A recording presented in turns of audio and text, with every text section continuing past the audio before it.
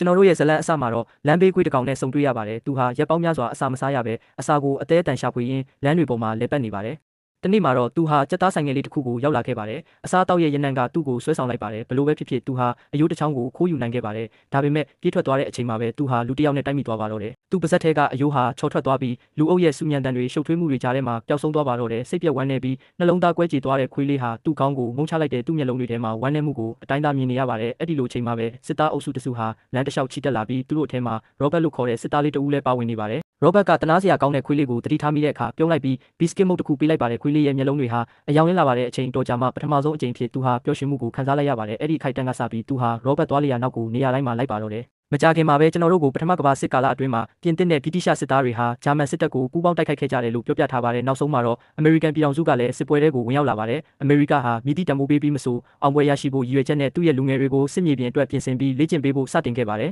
်ရောဘတ်ရဲ့အနံ့ကိုခံပြီးခွေးလေးဟာလေ့ကျင့်ရေးကွင်းစီအထိတိတ်တဆိတ်ခိုးဝင်လာခဲ့ပါတယ်ရောဘတ်ဟာတခြားစစ်သားတွေနဲ့အတူစခန်းထဲကိုဝင်ရောက်သွားပေမဲ့ခွေးလေးကတော့ကျိုးနေတဲ့နေရန်တစ်ခုကနေအသာလေးဝင်ချသွားခဲ့ပါတယ်အစာနံကသူ့ကိုဆွဲဆောင်နေတာကြောင့်နောက်ဆုံးမှာတော့သူဟာမိဖို့ချောင်းထဲကိုရောက်သွားပါတော့တယ်သူအစာတစ်ခုခုမစားရမီမှာပဲစဖိုးမူကသူ့ကိုမြင်သွားပြီးအော်ဟစ်ကလိုက်လံမောင်းထုတ်ပါတော့တယ်ခွေးလေးကထွက်ပြေးပြီးတဖန်ရောဘတ်နဲ့ထပ်မံတိုက်မိပြန်ပါတယ်ရောဘတ်ကိုမြင်လိုက်ရတဲ့အတွက်သူဟာအမီးကိုဝေ့ရမ်းပြီးဝမ်းသာနေပါတယ်ရောဘတ်ကသူ့မှာဘီစကစ်မုတ်တွေမရှိတော့ကြောင်းရှင်းပြဖို့ကြိုးစားပေမဲ့ခွေးလေးကတော့နားမလည်ခဲ့ပါဘူးရောဘတ်ရဲ့ဘေးမှာပဲနေကျင်တဲ့ခွေးလေးဟာလေ့ကျင့်ရေးကာလတွေအတွင်းမှာရောက်နေခဲ့ပါတယ်လေ့ကျင့်ရေးအစီအစဉ်တစ်ခုပြုလုပ်နေတော့မှအကြီးတန်းအရာရှိတဦးကခွေးလေးကိုတတိထားမိပြီးသဘောကျသွားပါတယ်သူကရောဘတ်ကိုလေ့ကျင့်ခန်းတွေပြီးတဲ့အခါခွေးလေးကိုအစာတေချာကျွေးဖို့ပြောလိုက်ပါတယ်ညနေပိုင်းမှာရောဘတ်ဟာခွေးလေးကိုစားရိတ်တာစီခေါ်လာပြီးအစာကျွေးခဲ့ပါတယ်ရောဘတ်ရဲ့တငယ်ချင်းတွေကတော့သူ့ကိုတတိပေးစကားပြောကြပါတယ်သူတို့သတိပေးလိုက်တာကတော့ဗိုလ်မှူးကြီးသာတီခွေးကိုမြင်သွားခဲ့ရင်သူဟာအကြီးအကျယ်ဒေါသထွက်ပြီးစခန်းထဲကနေမောင်းထုတ်ပစ်လိုက်မယ်နောက်တစ်နေ့မှာရောဘတ်ဟာသူ့တပ်ဖွဲ့ဝင်တွေနဲ့အတူလေ့ကျင့်နေတော့ခွေးလေးကသူ့ဘေးကနေပြေးလွှားဆုတ်ကစားရင်းပျော်ရွှင်နေပါတယ်မကြခင်မှာပဲအရာရှိတွေဟာအံ့ဩစရာတစ်ခုကိုသတိထားမိကြပါတော့တယ်အရာရှိတွေသတိထားမိတဲ့အံ့ဩစရာကတော့ဒီခွေးလေးဟာတာမန်လမ်းဘေးခွေးတွေလိုတနက်ပစ်တံကိုမကြောက်တာပါပဲအမှန်တော့သူဟာလူတွေရဲ့အမှုအရာတွေကိုမြ мян ဆန်ဆန်နားလည်ပါတယ်သူတို့ဟာဒီခွေးဟာတာမန်ခွေးမဟုတ်ပဲစစ်တပ်အတွက်အမှန်တကယ်အသုံးဝင်နိုင်တယ်ဆိုတာကို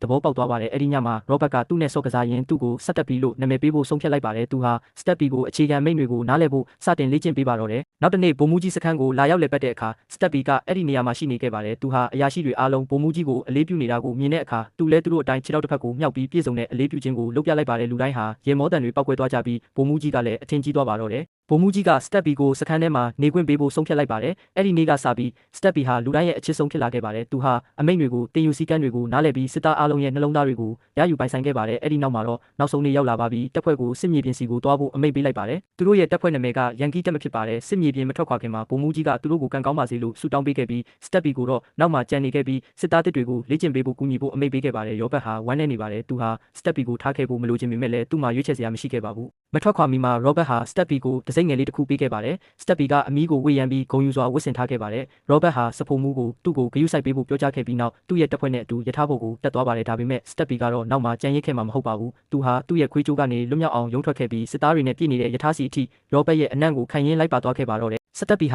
ာရထားပေါ်ကိုလှုပ်ဝက်တက်ရောက်ခဲ့ပါတယ်ရထားကစိတ်ကန်းကိုရောက်တဲ့အခါသူဟာတစ်သားကြီးတစ်လုံးထဲမှာပုံအောင်နေခဲ့ပါတယ်အဲ့ဒီတစ်သားကရောဘတ်တက်ရောက်မဲ့တင်မောကြီးပေါ်ကိုတင်ဆောင်နေတဲ့တစ်သားဖြစ်ပါတယ်ညရောက်လာပြီးတင်မောပေါ်ကလူတိုင်းအိပ်ပျော်နေတဲ့အချိန်မှာပဲစတက်ဘီဟာတစ်သားထဲကနေတိတ်တဆိတ်ထွက်လာပါတော့တယ်သူဟာရောဘတ်ကိုရှာရင်းတင်မောတစ်လျှောက်လုံးအနံ့ခံပြီးလှည့်လည်ရှာဖွေပါတယ်ကုန်းဘက်ပေါ်မှာလှည့်ပတ်ပြီးနောက်ဆုံးမှာတော့ရောဘတ်ကိုရှာတွေ့ပါတော့တယ်တင်မောပေါ်မှာစတက်ဘီကိုတွေ့လိုက်ရတဲ့အခါရောဘတ်ဟာလုံးဝအံ့အားသင့်သွားပါတယ်သူ့ရဲ့တငယ်ချင်းဖြစ်သူအောက်ဆင်ကအကယ်၍ဗိုလ်ချုပ်ကြီးသာဒီအကြောင်းကိုသိသွားရင်ငါတို့ဒုက္ခအကြီးအကျယ်ရောက်ပြီလို့တိုးတိုးလေးပြောလိုက်ပါတယ်ရောဘတ်နဲ့စစ်သားတွေကအလင်းမြန်အလေးပြုလိုက်ချိန်မှာစတက်ဘီကလည်းသူတို့အတိုင်းခြေထောက်တစ်ဖက်ကိုမြှောက်ပြီးပြည့်စုံတဲ့အလေးပြုခြင်းကိုလုပ်ပြလိုက်ပါတယ်အဲ့ဒီနောက်မှာတော့သူဟာမြေပြင်ပေါ်မှာရှိတဲ့ဗိုလ်ချုပ်ကြီးရဲ့ကြိမ်လုံးကိုတွေးလိုက်တဲ့အခါသူ့ရဲ့ပါးစပ်နဲ့ညင်သာစွာကောက်ယူပြီးဗိုလ်ချုပ်ကြီးကိုပြန်ပေးလိုက်ပါတယ်ဗိုလ်ချုပ်ကြီးဟာအံ့အားသင့်သွားခဲ့ပါတယ်သူမြင်နေရတာကိုမယုံနိုင်အောင်ဖြစ်ခဲ့ပြီးဒီခွေးလေးဟာညံကောင်းယုံတာမကစီကန်းလည်းရှိတယ်ဆိုတာကိုသဘောပေါက်သွားပါတယ်စိတ်အားထက်သန်သွားတဲ့အတွက်ဗိုလ်ချုပ်ကြီးကဗိုလ်ကြီးကိုအမိန့်ပေးလိုက်ပါတယ်အဲ့ဒီခိုက်တန်းကစပြီးစတက်ဘီကိုရောဘတ်ရဲ့တပ်ဖွဲ့ဝင်အဖြစ်တရားဝင်သတ်မှတ်ပေးလိုက်ပါတော့တယ်စတက်ဘီဟာသူ့ရဲ့နာမည်ပြားကိုရရှိခဲ့ပြီးလမ်းဘေးခွေးတစ်ကောင်ဟာစစ်ခွေးတစ်ကောင်ဖြစ်တရားဝင်ဖြစ်လာခဲ့ပါတယ်စတက်ဘီဟာအခုခါမှာရောဘတ်နဲ့သူ့ရဲ့တပ်ဖွဲ့ဝင်တွေနဲ့အတူပြင်သစ်နိုင်ငံကိုခီးထွက်ခဲ့ပါတယ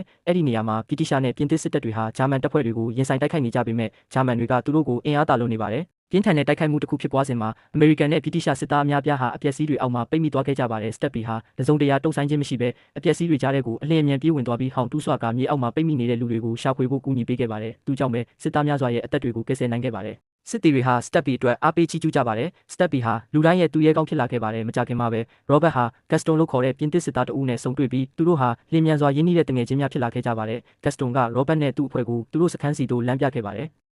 သူတို့လမ်းတစ်လျှောက်မှာဂျာမန်တို့ရဲ့ဘုံကျဲမှုကြောင့်ပြပုံဖြစ်သူလုံးဝပျက်စီးနေပြီဖြစ်တဲ့မြို့တစ်မြို့ကိုဖျက်ဆီးသွားခဲ့ကြပါတယ်။အဲ့ဒီညမှာစစ်သားတွေဟာစခန်းမှာအနားယူကြပြီးနောက်တစ်နေ့မနက်စောစောမှာတော့ Robert Gaston နဲ့ Steppi တို့ဟာကင်းလဲဖို့ထွက်ခွာခဲ့ကြပါတယ်။သူတို့ဟာကြောက်ဆောင်ကမ်းပါးရန်တစ်ခုရဲ့နောက်မှာပုံအောင်နေပြီးမှန်ပြောင်းများကိုအသုံးပြုကာဂျာမန်တပ်ဖွဲ့တွေကိုစောင့်ကြည့်နေခဲ့ကြပါတယ်။အဲ့ဒီအချိန်မှာပဲဂျာမန်တွေဟာအနီးအနားကမြို့ကိုအစိမ့်ငွေ့နဲ့တိုက်ခိုက်ဖို့ပြင်ဆင်နေတာကိုသူတို့သဘောပေါက်သွားပါတော့တယ်။သူတို့ပြင်းနေစင်မှာပဲ Steppi ဟာဂျာမန်စစ်သားတအုပ်က Robert ကို rifle နဲ့ပစ်မှတ်ချိန်နေတာကိုမြင်လိုက်ရပါတယ်။တနက်မပစ်ခင်မှာပဲ Steppi ဟာရှေ့ကိုခုန်ချလိုက်ပြီး Robert ကိုမြေပြင်ပေါ်ကိုလှည့်ချလိုက်ပါတယ်။ကြည်စံဟာလွဲချော်သွားခဲ့ပြီး Steppi ဟာ Robert ရဲ့အသက်ကိုကယ်တင်နိုင်ခဲ့ပါတော့တယ်။ Robert နဲ့ Gaston တို့ဟာလဲကျနေတဲ့တစ်ပင်တစ်ပင်နောက်မှာပုံအောင်နေကြပါတယ်။ဂျာမန်လက်တပြက်တနက်သမားတွေနေရာအနှံ့ရှိနေတာကြောင့်အခြေအနေဟာအရေးပေါ်အခြေအနေဖြစ်နေတယ်ဆိုတာကို Robert သိပါတယ်။သူဟာ Steppi ကိုတံငွေကမျက်နှာဖုံးကိုပြပြီးတခြားသူတွေကိုသတိပေးဖို့အချက်ပြလိုက်ပါတယ်။ Steppi ဟာချက်ချင်းနားလဲသွားပြီးစခန်းစီကိုမြန်ပြေးသွားပါတယ်။စခန်းကိုရောက်တဲ့အခါသူဟာတံငွေကမျက်နှာဖုံးတစ်ခုကိုပါးစပ်နဲ့ကိုက်ယူပြီးအပြင်ကိုပြေးထွက်ကာအကျယ်ကြီးဟောင်ပါတော့တယ်။သူတို့အားလုံးဟာအချိန်မီမျက်နှာဖုံးတွေဝတ်ဆင်လိုက်နိုင်ပါတယ်။စက္ကန့်ပိုင်းကြာမှာဂျာမန်တပ်ဖွဲ့တွေဟာအစိမ့်ငွေ့တွေပါတဲ့ဒုံးကျည်တွေကိုပစ်လွတ်လိုက်ပါတယ်။စက္ကန့်ပိုင်းတွင်းမှာပဲအစိမ်းရောင်မီးခိုးငွေ့တွေဟာစစ်မြေပြင်တစ်လျှောက်ပြန့်နှံ့သွားပါတော့တယ်။အနီးနားကရွာငယ်လေးတစ်ရွာဟာအဲ့ဒီတေစေနိုင်တဲ့တံငွေ့ရဲ့လမ်းကြောင်းပေါ်မှာတည်ရှိနေပေမဲ့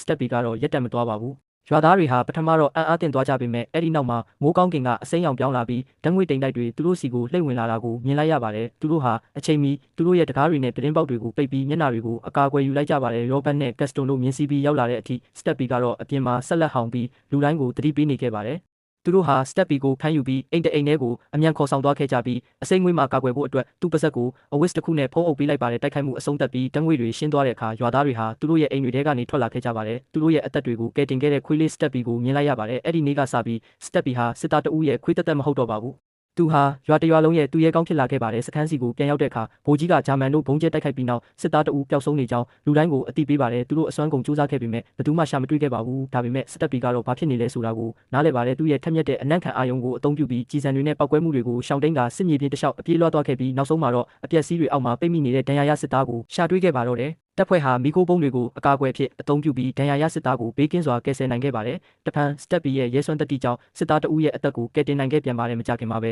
Robert ရဲ့တပ်ဖွဲ့ဟာစစ်မြေပြင်စုံအသစ်တစ်ခုစီကိုရွှေ့ပြောင်းဖို့အမိန့်ရရှိခဲ့ပါတယ်။သူတို့မထွက်ခွာမီမှာကျင်နာတက်တဲ့ရွာသူအမျိုးသမီးတဦးက Steppi ကိုလက်လုံဂျာကင်အင်ဂျီလေးတစ်ထည့်လက်ဆောင်ပေးခဲ့ပြီး Gaston ကလည်းဂျာမန်တွေအစိမ့်ငွေ့ထက်မှန်အသုံးပြုလာခဲ့ရင်ကာကွယ်ပေးနိုင်ဖို့အထူးတံငွေ့ကမျက်နှာဖုံးတစ်ခုကိုပေးခဲ့ပါတယ်။သူတို့နှုတ်ဆက်ပြီးနောက်မှာတပ်ဖွဲ့ဟာစစ်မျက်နှာရှေ့တန်းစီကိုထွက်ခွာခဲ့ကြပါတယ်။နောက်ခန်းမှာဗိုလ်မှူးကြီးကစစ်သားအားလုံးကိုမိန့်ခွန်းပြောကြားပြီးအခုချိန်ကစပြီးဂျာမန်တွေကိုတိုက်ရိုက်ရင်ဆိုင်ရတော့မယ်လို့ပြောပါတယ်။သူတို့နေရာတစ်ကိုရောက်တဲ့အခါပြင်းထန်တဲ့တိုက်ပွဲတစ်ခုစတင်လိုက်ပါတော့တယ်။ Steppi ဟာထပ်မံပြီးသူ့ရဲ့ရဲစွမ်းသတ္တိကိုသက်သေပြခဲ့ပါတယ်။ပရန်ပရာဖြစ်နေတဲ့တိုက်ပွဲကြားထဲကိုပြေးဝင်ရင်ရေတွက်လို့မရနိုင်တဲ့အသက်ပေါင်းများစွာကိုကယ်တင်ဖို့ကူညီပေးခဲ့ပါတယ်။တစ်ချိန်မှာတော့သူဟာဂျာမန်စစ်သားအုပ်စုတစုကိုအမေရိကန်စခန်းစီသို့ပိုင်နိုင်စွာဆွဲဆောင်ခေါ်ယူခဲ့ပြီးအမေရိကန်တပ်ဖွဲ့တွေကသူတို့ကိုဖမ်းဆီးနိုင်ခဲ့ပါတယ်။သို့တော်လည်းနောက်ထပ်တိုက်ပွဲတစ်ခုအတွင်းမှာ Steppi ဟာစစ်သားတအုပ်ကိုအသက်ရှိဘုံပစ်လက်နက်ရဲ့အန္တရာယ်ကနေကာကွယ်ဖို့ပြေးဝင်သွားခဲ့ပြီးပောက်ကွဲမှုတန်းကြောင့်သူကိုယ်တိုင်ဒဏ်ရာရရှိသွားပါတော့တယ်။ Robert ဟာ Steppi ကိုအလင်းအမြန်ပွေ့ချီပြီးစခန်းစီကိုပြန်ပြေးသွားပါတယ်။ဆရာဝန်ကသူ့ကိုကုသပေးခဲ့ပေမဲ့မကြာခင်မှာပဲ Steppi ကိုစစ်ဆေးရုံစီကိုပို့ဆောင်ဖို့ဆုံးဖြတ်လိုက်ပါတယ်။တစ္ဆာရှိတဲ့တငယ်ချင်းနဲ့ခွဲခွာလိုက်ရတဲ့အတွက် Robert ဟာနှလုံးသားကွဲလို့မတက်ဝမ်းနည်းနေပါတယ်။ Steppi ဘေးမှာမရှိတော့တဲ့အတွက် Robert အတွက်စစ်ပွဲဟာအရင်လိုမဟုတ်တော့ပါဘူး။အဲ့ဒီအချိန်မှာပဲ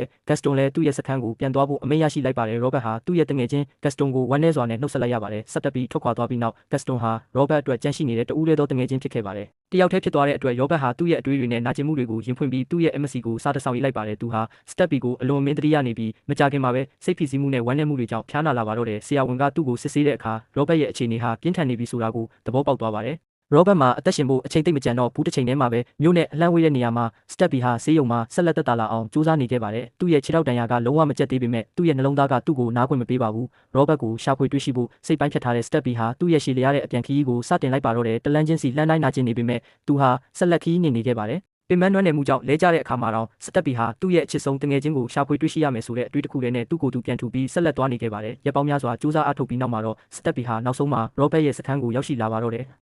Robert ကသူ့ကိုမြင်လိုက်တဲ့အခါသူ့ရဲ့မျက်လုံးတွေဟာဝမ်းမြောက်ဝမ်းသာဖြစ်မှုတွေနဲ့ပြည့်စုံသွားခဲ့ပါတယ်။ Steppi ရောက်လာခြင်းက Robert ရဲ့စိတ်ဓာတ်ကိုမြင့်တင်ပေးလိုက်ပါတယ်။သူ့ရဲ့ဖျားနာမှုတွေပျောက်ကွယ်သွားပြီးရက်အနည်းငယ်အတွင်းမှာပဲ Robert ဟာပြန်လည်နာလန်ထူနိုင်ခဲ့ပါတယ်။သူတို့ရဲ့ခွင့်ရက်အတွင်းမှာ Robert Steppi နဲ့တငယ်ချင်းအချို့ဟာပါရီမြို့ကိုခရီးထွက်ခဲ့ကြပါတယ်။အဲ့ဒီမှာသူတို့ဟာငြိမ်းချမ်းတဲ့နေ့ရက်တွေကိုအတူတကွပျော်ရွှင်စွာဖြတ်သန်းခဲ့ကြပြီးသူတို့သွားလေရာနေရာတိုင်းမှာလူတွေက Steppi ကိုလေးစားဂုဏ်ယူမှုဖြင့်နှုတ်ဆက်ခဲ့ကြပါတယ်။အခုဆိုရင် Steppi ဟာတတိနဲ့တစ္ဆာရှိမှုရဲ့အမှတ်အသားတစ်ခုအဖြစ်တစ်ကမ္ဘာလုံးမှာကြော်ကြားနေပါပြီ။ဒီကာလအတွင်းမှာ Steppi ဟာဂျာမန်သူလျှိုတဦးကိုဖမ်းဆီးရာမှာစစ်တပ်ကိုကူညီခဲ့ပါသေးတယ်။သူ့ရဲ့စွမ်းဆောင်မှုကိုဗိုလ်ချုပ်ကြီးကသဘောကျပြီး Steppi ကိုအရာရှိရာထူးအထိတိုးမြင့်ပေးခဲ့တယ်လို့ Robert ကိုလည်းရာထူးတိုးမြင့်ပေးခဲ့ပါတယ်။ စတက်ပီဟာအခုခါမှာစခန်းရဲ့အကြီးတန်းအဖွဲ့ဝင်တဦးဖြစ်လာပြီးစစ်သားတိုင်းကလေးစားကြပါတယ်မကြခင်မှာပဲဂက်စတွန်ပြန်ရောက်လာပြီးသူတို့နှစ်ဦးလုံးကိုနှွေးထွေးစွာဂုဏ်ပြုစကားပြောကြားခဲ့ပါတယ်သူတို့၃ယောက်ဟာသူတို့ရဲ့တပ်ဖွဲ့နဲ့အတူအုပ်စုတပ်ပုံရိုက်ခဲ့ကြပါတယ်ဒီတပ်ပုံဟာမကြခင်မှာပဲတနိုင်ငံလုံးကသတင်းစာတွေမှာပါလာပါတော့တဲ့စတက်ပီဟာနိုင်ငံတော်သူရဲကောင်းဖြစ်လာခဲ့ပါတော့တယ်နောက်ဆုံးအခန်းမှာတော့အမေရိကန်နဲ့ပြင်သစ်စစ်တပ်တွေဟာတဖန်ပြန်လည်ပူးပေါင်းကြပြီးဂျာမန်တွေကိုစုခွာစေမဲ့အင်အားကြီးမားတဲ့ပြန်လည်တိုက်ခိုက်မှုကိုစတင်ခဲ့ပါတယ်။ရောဘတ်နဲ့ဂက်စတွန်တို့ဂျာမန်ခံတပ်တွေကိုအနီးကပ်မြင်တွေ့ရတဲ့အခါအံ့အားသင့်သွားခဲ့ကြပါတယ်။ရန်သူရဲ့ခံစစ်ခံတပ်ကြီးတွေဟာကြီးမားတန်ကြပ်ကနဲ့ထိုးဖောက်ဖို့မဖြစ်နိုင်လို့နီးပါးဖြစ်နေပါတယ်။စစ်သားတအူးဟာရောဘတ်နဲ့သူ့တပ်ဖွဲ့စီကိုသတင်းတစ်ခုနဲ့အတူချင်းကပ်လာပါတယ်စစ်ပွဲဟာနောက်ဆုံးမှာပြီးဆုံးတော့မယ်။သူကအစိုးရဟာနောက်တနေ့မနက်မှာအပြစ်အခက်ရက်စဲဖို့ဆုံးဖြတ်လိုက်ပြီဖြစ်ကြောင်းပြောပြပါတယ်။သူတို့ရဲ့တပ်မှုကလည်းအဲ့ဒီအကြောင်းကိုအတည်ပြုပေးခဲ့ပါတယ်။မနက်ဖြန်မနက်7:00 နာရီတိမှာအပြစ်အခက်ရက်စဲရေးကိုတရားဝင်စတင်လိမ့်မယ်စစ်ပွဲပြီးဆုံးသွားပါလိမ့်မယ်။ဒီသတင်းကိုကြားတဲ့အခါရောဘတ်နဲ့စစ်သားအားလုံးဝမ်းမြောက်ဝမ်းသာဖြစ်ကြပါတယ်။နှစ်ပေါင်းများစွာတွေးထွက်တန်ယူဖြစ်ပွားခဲ့ပြီးနောက်မှာသူတို့အိမ်ပြန်နိုင်တော့မှာဖြစ်ပါတယ်။ဒါပေမဲ့နောက်တနေ့မနက်အပြစ်အခက်ရက်စဲရေးအကျိုးသက်ရောက်မှုမရှိခင်မှာဂျာမန်တပ်ဖွဲ့တွေဟာရုတ်တရက်နောက်ဆုံးအံ့အားသင့်တိုက်ခိုက်မှုတစ်ခုကိုစတင်လိုက်ပါတော့တယ်။တနက်တန်တွေပောက်ကွဲရှုပ်ထွေးမှုတွေဖြစ်ပွားပြန်ပြီးစစ်တပ်နှစ်ဖွဲ့ဟာနောက်ဆုံးဒေါသထွက်ဖွယ်တိုက်ပွဲတစ်ခုမှာထိတ်တိုက်ရင်ဆိုင်ကြပါတော့တယ်။မိခိုးငွေတွေနဲ့ပောက်ကွဲမှုတွေကြားထဲမှာရောဘတ်ဟာဂက်စတွန်တယောက်တည်းရှေ့ကိုပြေးနေတာကိုမြင်လိုက်ရပါတယ်တစုံတရာတုံ့ဆိုင်ခြင်းမရှိဘဲရောဘတ်နဲ့စတက်ပီတို့ဟာသူ့နောက်ကနေအလင်းအမြန်လိုက်သွားကြပါတယ်ခြေလမ်းနှဲငယ်လှမ်းပြီးနောက်မှာရောဘတ်ဟာဂျာမန်စစ်သားနှစ်ဦးကဂက်စတွန်ကိုဝိုင်းရံထားတာကိုတွေ့လိုက်ရပါတယ်သူကူညီဖို့ပြင်ဆင်နေတော့မှပဲအော်ခေါ်တန်တစ်ခုဟာစစ်မြေပြင်တစ်လျှောက်လုံးပဲတင်ထက်သွားပါတော့တယ်အပြစ်ခက်ရစဲရေးကိုခုမှပဲတရားဝင်ကြီးညာလိုက်ပါပြီးဂျာမန်စစ်သားတွေဟာရုတ်တရက်ရပ်တန့်သွားကြပြီးနောက်ဖြင်းညင်းစွာသူတို့ရဲ့လက်နက်တွေကိုချလိုက်ကလက်မြောက်ပြီးလက်နက်ချလိုက်ကြပါတယ်ရောဘတ်ဟာသူ့ရဲ့လက်ပတ်နာရီကိုငုံကြည့်လိုက်တဲ့အခါနနက်7:00 နာရီတိတိဖြစ်နေပါတယ်နောက်ဆုံးမှာတော့ကဘာစစ်ကြီးပြီးဆုံးသွားခဲ့ပါပြီရောဘတ်ဟာမျက်ရည်တွေကြားကပြုံးရင်းစတက်ပီဘေးမှာဒူးထောက်ထိုင်ချလိုက်ပါတယ်သူတို့နောက်ဆုံးမှာတော့အိမ်ပြန်နိုင်ပါပြီစတက်ပီဟာသူ့ရဲ့အမိကိုဝေ့ရမ်းနေပြီးသူ့ရဲ့မျက်လုံးတွေဟာပျော်ရွှင်မှုနဲ့တောက်ပနေပါတယ်သူတို့ရဲ့ရှည်လျားတဲ့ခရီးဟာနောက်ဆုံးတော့ပြီးဆုံးသွားပြီဆိုတာသူသိနေပုံရပါတယ်ဒါပေမဲ့အိမ်မပြန်ခင်မှာရောဘတ်ဟာဒဏ်ရာရနေတဲ့ရဲဘော်တွေကိုရှာဖွေဖို့စစ်မြေပြင်ကိုစူးစမ်းရှာဖွေဖို့ဆုံးဖြတ်လိုက်ပါတယ်စတက်ပီဟာအပျက်စီးတွေကြားကနေသူ့ကိုအနံ့ခံပြီး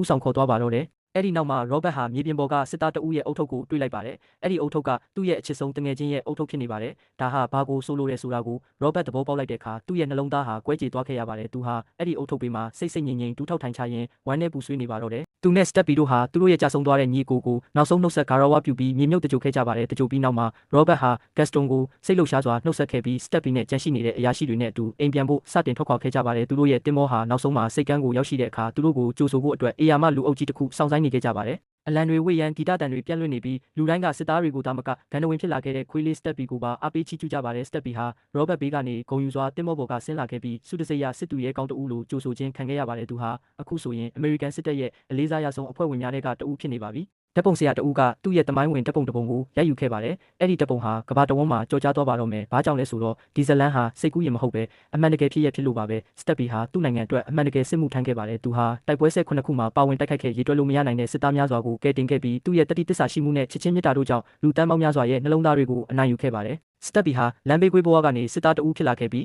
ဒီနေ့ခေတ်အထိကဘာကိုစိတ်သက်ခွန်အားပေးနေတဲ့တတိရဲ့တင်ကေတာတစ်ခုဖြစ်ပါတယ်။သူဟာတာမန်ကွေးတကောင်မဟုတ်ပါဘူး။သူဟာသူ့ရဲကောင်းတဦးပါ။စတက်ပီရဲ့ဇလန်ကသူ့ရဲကောင်းတွေဟာပုံစံမျိုးမျိုးနဲ့အရွယ်စားမျိုးမျိုးနဲ့လာနိုင်ပြီးတခါတရံမှာခြေလေးချောင်းနဲ့တောင်လာနိုင်နေဆိုတာကိုကျွန်တော်တို့ကိုသတိပေးနေပါတယ်။သူဟာမွေးရပါစစ်သားတဦးမဟုတ်ခဲ့ပေမဲ့သူ့နိုင်ငံကသူ့ကိုလိုအပ်တဲ့အခါမှာတော့သူဟာတစ္ဆာရှိစွာရဲရင်စွာနဲ့မကြိုးပဲနိုင်အောင်မမတ်ရက်တည်ခဲ့ပါတယ်။ရာစုနှစ်တစ်ခုကျော်ကြာလာခဲ့ပေမဲ့စာချင်းစတက်ပီရဲ့တတိဟာခင်မင်မှုဆွလို့အနစ်နာခံမှုနဲ့အမေရိကန်စစ်တပ်တို့ရဲ့စစ်မှန်တဲ့တင်ကေတာအဖြစ်ဒီနေ့အထိရှင်းတန်းနေဆဲဖြစ်ပါတယ်။ဒီပုံမြင်ကတင့်ကိုစိတ်လှုပ်ရှားစေပြီးစစ်မှန်တဲ့တတိဆိုတာဘယ်လိုပုံလဲဆိုတာတင့်ကိုသတိရစေခဲ့မယ်ဆိုရင် like share နဲ့ subscribe လုပ်ဖို့မမေ့ပါနဲ့